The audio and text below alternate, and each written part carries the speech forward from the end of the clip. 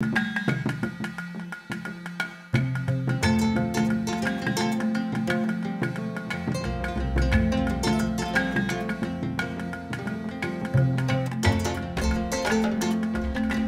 a empezar a descubrir un país diferente al resto del continente. Y para poner un ejemplo, esto es Camp Bay.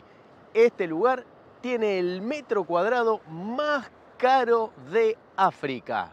Estamos en el extremo sur y vamos a empezar a conocer Sudáfrica. Las montañas que vemos al fondo tienen 1 kilómetro de altura y si tenemos en cuenta que esto es el nivel del mar, de aquí hasta allá arriba hay muy poca distancia.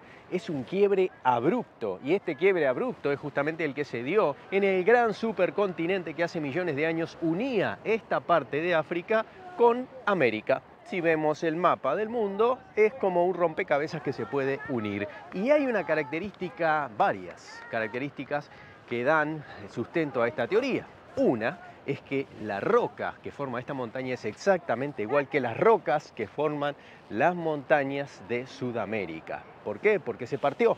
Es lo mismo, si hace millones de años atrás yo estuviera parado en este lugar, caminaría unos cientos de metros y estaría en lo que hoy es Sudamérica, sin pasar por ningún mar. Pero además la vegetación también es similar, porque en esas épocas se distribuyó a través de lo que era una gran planicie cortada por estas montañas. La tierra era la misma, solo que las placas tectónicas se separaron y en el medio se formó el océano Atlántico. Así que estamos parados en el borde de lo que antes era un gran supercontinente y que hoy se dividió en América y África.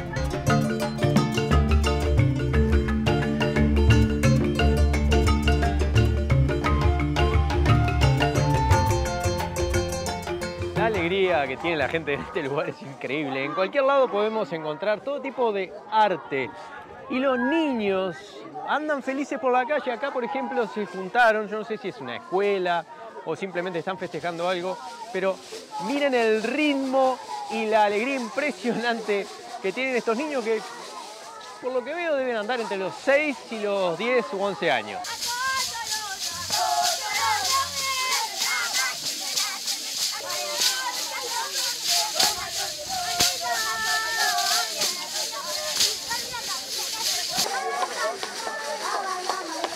Toda esta región de Ciudad del Cabo está rodeada de bahías espectaculares y este es el Parque Nacional de Table Mountain, que se llama así porque la parte superior es plana, a 1000 metros de altura. En esta zona, además, en toda la costa, vemos algas. Estas algas son los kelps. Estas mismas algas, por ejemplo, crecen más al sur, en las Islas Falklands o Malvinas, en donde los habitantes se los conoce con el nombre de kelpers, justamente por las algas. Se usan para alimento y se usan para otros productos cosméticos. De aquí, de estas algas, se saca el agar-agar, una especie de goma que se utiliza en cosmética o en shampoo o incluso en los alimentos. Pero también, si alguna vez comió sushi, comió kelp, porque del kelp, de este tipo de alga, se saca ese bordecito negro que se usa para recubrir el sushi. Eso es un alga y es justamente este, el kelp.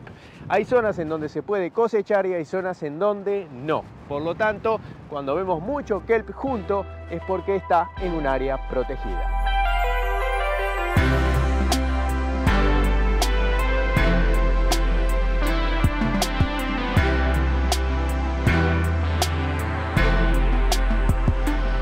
Y así es toda la costa, solamente que esta zona crece cada vez más, como el metro cuadrado es de los más caros del continente. Aquí conviven incluso zonas de muchísimo dinero, casas que valen varios millones de dólares, con enormes asentamientos de gente muy pobre que se fue apropiando de los lugares protegidos porque no tenían dónde vivir. Es algo común aquí en Sudáfrica, un país en donde las desigualdades sociales son de las más altas del planeta.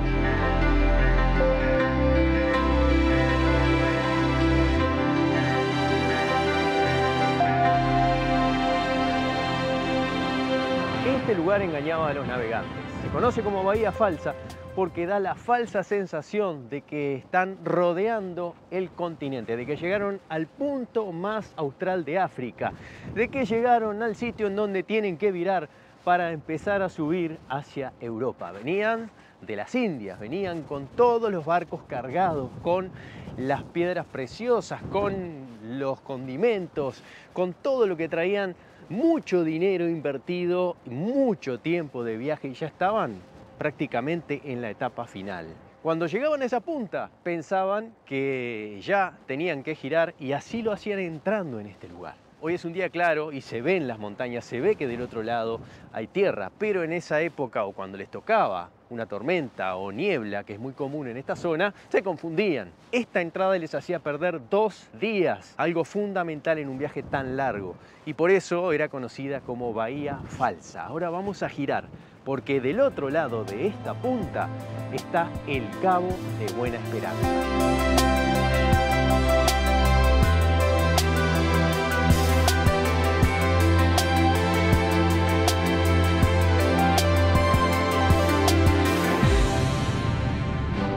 Viéndolo desde este punto, parece increíble que este lugar fuera el más importante durante siglos en el comercio y el desarrollo de Europa, incluso de Asia. De todo el comercio que pasaba por este lugar, que venía de las Indias Orientales. Miles de barcos cargados con los productos más preciosos pasaban por este lugar, y necesitaban hacerlo porque esta era la única ruta marítima descubierta por los portugueses, que fueron los primeros en circunnavegar África.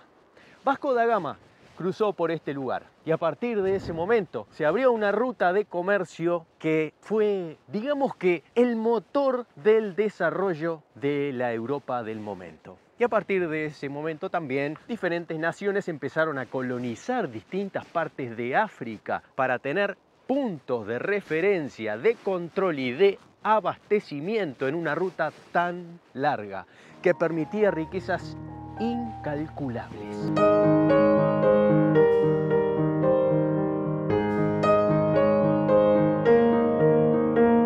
Los portugueses eran los primeros europeos para descubrir la ruta desde Europa hasta Asia, pasando África, y así ellos nombraban varios de las partes del cabo que conocemos hoy del día, incluso Cabo de Buena Esperanza y Cabo de Tormentas.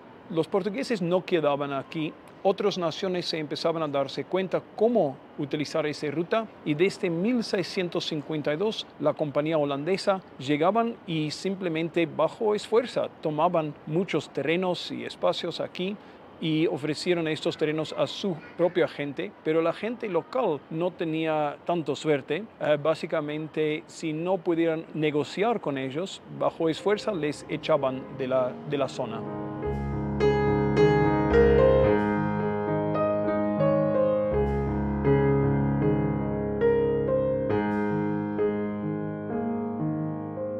Estamos frente al Cabo de Buena Esperanza, el lugar en donde tenían que girar los barcos, cambiar el rumbo, bajando desde Asia para luego subir a Europa. Este sitio, que para los marinos era fundamental, era bastante complicado por los vientos, por las tormentas, porque aquí hay arrecifes y porque además generalmente hay niebla. Entonces, si uno camina hoy por este sitio y mira hacia el horizonte, probablemente vea a la distancia algún barco mercante. Pero en las épocas en que los barcos solo navegaban a vela, tenían que esperar los vientos para ir de un lado al otro.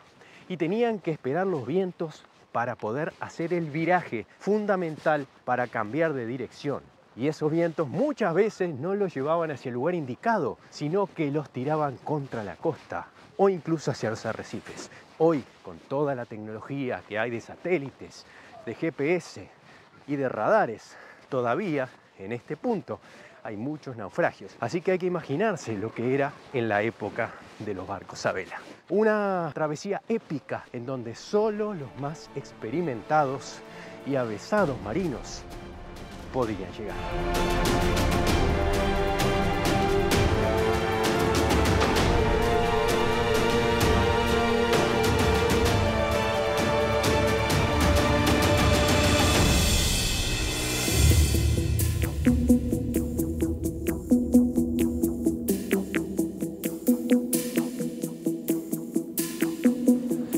Estamos en Boulders Bay. ¿Qué significa la Bahía de las Rocas? Es muy fácil darse cuenta por qué, por las formaciones de rocas. Pero además, en este lugar hay una colonia muy grande de pingüinos. Ahora, esta colonia de pingüinos es uno de los pocos ejemplos en el mundo de cómo el ser humano puede ayudar, sin quererlo, a la naturaleza. Vamos a ver por qué.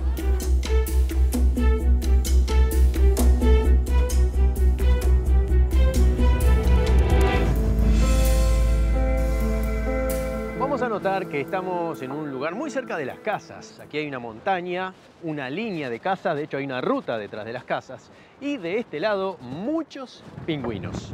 Hasta antes del año 1985, aquí no había nada, no había pingüinos, tampoco había casas. Y esa es la razón. Resulta que en esta zona, en estas montañas, hay animales salvajes. Hay linces y otros depredadores que se comían a los pingüinos. Esto durante miles de años. O sea que los pingüinos no anidaban aquí. Para ver pingüinos, antes del año 1985 había que irse hasta alguna de las islas que están frente a Sudáfrica u otro de los países cercanos. Lo que pasó fue que al construir la ruta y al construir estas casas se formó una barrera que impidió que estos linces u otros animales bajaran de la montaña y se comieran a los pingüinos. Una tormenta en el año 85 trajo a 8 pingüinos, 4 parejas, y los dejó varados en la playa. Resultado, parece que estos avisaron a los demás y empezaron a venir en masa. Y como aquí no tienen depredadores naturales y la gente los empezó a cuidar, se reprodujeron a tal punto que hoy hay 3.000 parejas. Desde el 85, 8 pingüinos pasaron a ser 6.000.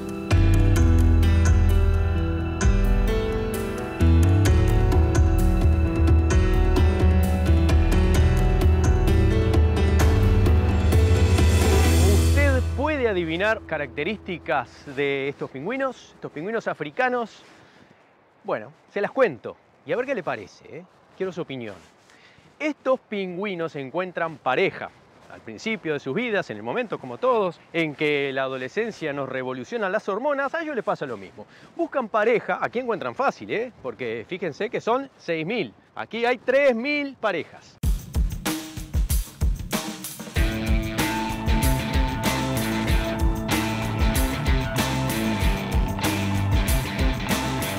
Una vez que encuentran pareja, estos pingüinos la mantienen durante toda su vida. Son monógamos.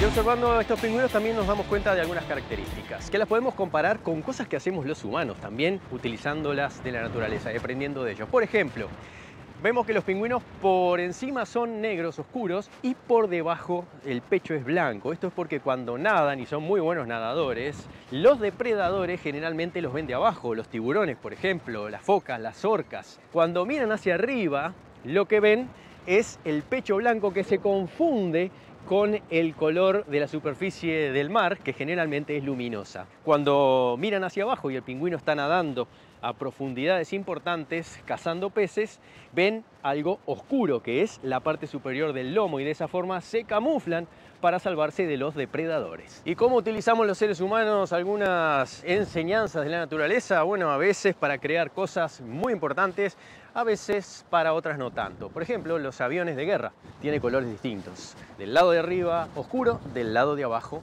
claro. Y eso es justamente para que cuando esté volando se confunda con el cielo claro y no sea identificado. Y cuando está en tierra se camufle también, igual que hacen los pingüinos con sus depredadores.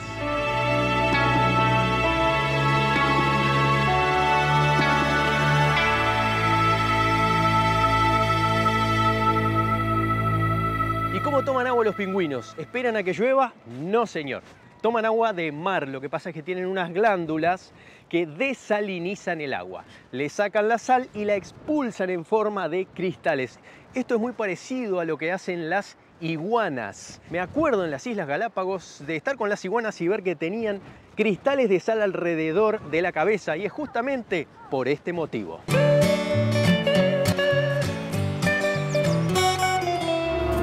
Cientos de especies en estas islas, las iguanas marinas son una adaptación de las iguanas terrestres.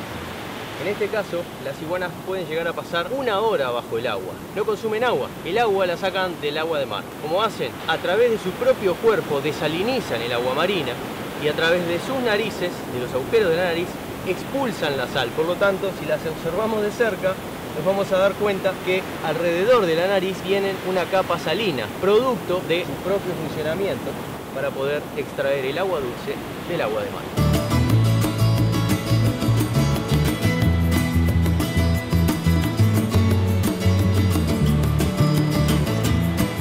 Como vemos, la cabeza es un poco más blanca que el resto del cuerpo y eso es producto de la sal que van expulsando por los agujeros de la nariz.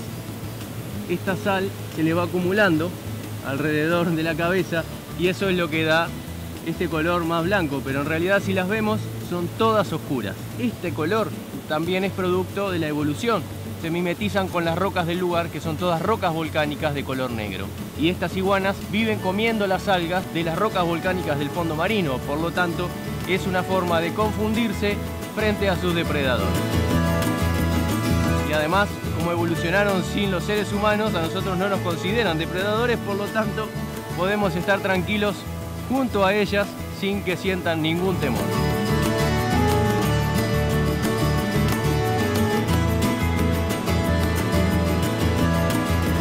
En estas islas hay 13 especies de pinzones que se diferencian por el pico. Al estar aislados, cada uno fue desarrollando un pico diferente de acuerdo al tipo de comida. Por ejemplo, está el pinzón que se alimenta solamente de este cactus, el cactus gigante de Galápagos, que guarda mucha agua en su interior y además es el único cactus del mundo que crece como un árbol.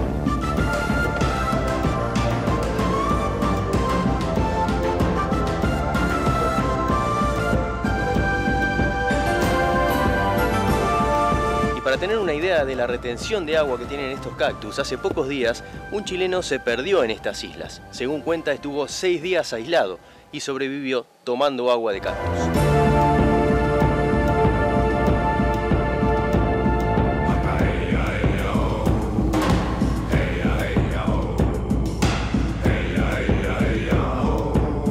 Tratamos de que el impacto visual y el impacto para las futuras generaciones sea bueno. Eso es lo que tratamos de explicar. Tratamos de que todo esté como esté.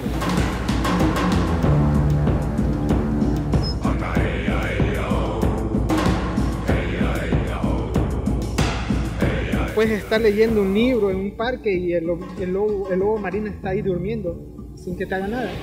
Él sabe que tú no le vas a hacer daño. Eso es lo bueno. Tú estás acostado en la arena a veces, los pinzones están caminando encima tuyo. Pero no va a pasar nada porque no son agresivos. Saben que no les van a hacer daño. Y dentro de las 13 especies de pinzones que hay en estas islas, hay una en particular que aquí la denominan el pinzón vampiro, justamente porque se alimenta exclusivamente de sangre. Va a los nidos de los piqueros y les succiona la sangre. Según explican, en esa isla donde habita no hay agua, por lo tanto, todo el alimento que consigue, incluyendo el líquido, lo consigue de la sangre. Y lo interesante es que los piqueros se dejan sacar la sangre por estos pinzones. Una simbiosis muy particular que representa el ecosistema muy frágil, pero muy bien definido que hay en las Galápagos. O la llegada de barcos, todo eso debe estar muy controlado. Claro, sí. Por ejemplo, si viene un barco extranjero de unos 500 pasajeros o 1000 pasajeros acá a las islas, no puede ingresar al Parque Nacional. Está totalmente prohibido. Porque son barcos de gran calado, tienen demasiado quilla para abajo. Pero sí es posible que entren los barcos de menor calado. ¿Cómo hacen venir acá y entrar como cualquier otro lado? Exactamente, porque es una reserva cuidada a nivel nacional y a nivel mundial, ¿no? Es una reserva de la biosfera, la segunda reserva marina más grande del mundo y una reserva tan grande como es la terrestre en lo que hablamos de lo protegido en tierra, ¿no? Eso es, porque el 97% de Galápagos es Parque Nacional Galápagos.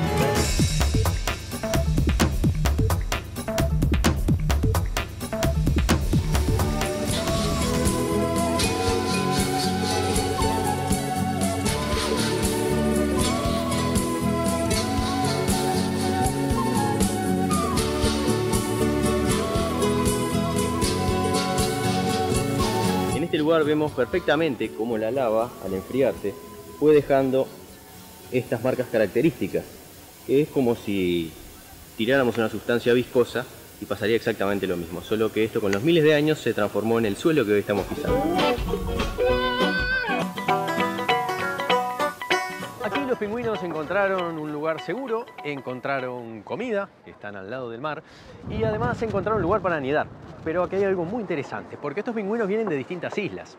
Y si es una isla pequeña, ellos hacen un nido sobre la superficie. Si es una isla más grande, esa isla durante miles de años acumuló guano, caca de aves y de diferentes pingüinos, gaviotas, que creó una capa de más de 1 metro de espesor en la superficie. Entonces, dentro de ese guano, ellos hacen un pozo, hacen un túnel y una cueva. Anidan debajo del suelo. Eso sí es una isla grande. Como es una isla pequeña, no tiene tanta superficie donde puedan excavar y anidan en la superficie. ¿Qué pasó? Empezaron a llegar estos pingüinos avisados por los primeros, pioneros, digámosle, y se puede uno dar cuenta de dónde vinieron por cómo hacen el nido. Algunos anidan en la superficie, los de islas pequeñas, y otros hacen un pozo en la arena o entre la vegetación, los de islas grandes. Esto está en su genética, porque durante miles y miles de años lo hicieron así. Entonces el propio pingüino está programado para hacer su nido de esta manera. Es increíble, ¿no? Porque hoy viven todos juntos, pueden hacer el nido como quieran y sin embargo siguen manteniendo esa tradición ancestral incluida dentro de su ADN.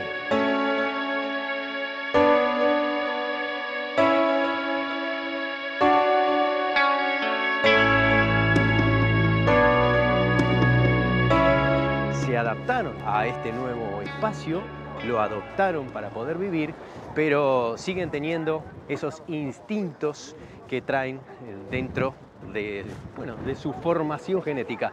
Y otra cosa, aquí hay algunos pingüinos que tienen plumón. Estos pingüinos están cambiando su plumaje. Cuando cambian el plumaje no pueden nadar porque se hunden, absorben agua. Solo el 20% de una colonia de pingüinos cambia el plumón a la vez. Y esto es una adaptación también de la naturaleza, ya que si todos lo hicieran al mismo tiempo, podría venir un depredador y comerlos o alguna enfermedad y matarlos. Es una adaptación natural de la evolución durante miles de años que logró que estas colonias sobrevivieran de esta manera. Es increíble todo lo que podemos ver simplemente observando a algunos pingüinos. Y como decíamos, este es uno de los pocos ejemplos en el mundo en donde la acción de los seres humanos, aunque no planificada específicamente, logró que una especie animal se reprodujera y adoptara, encontrara otro lugar nuevo para vivir.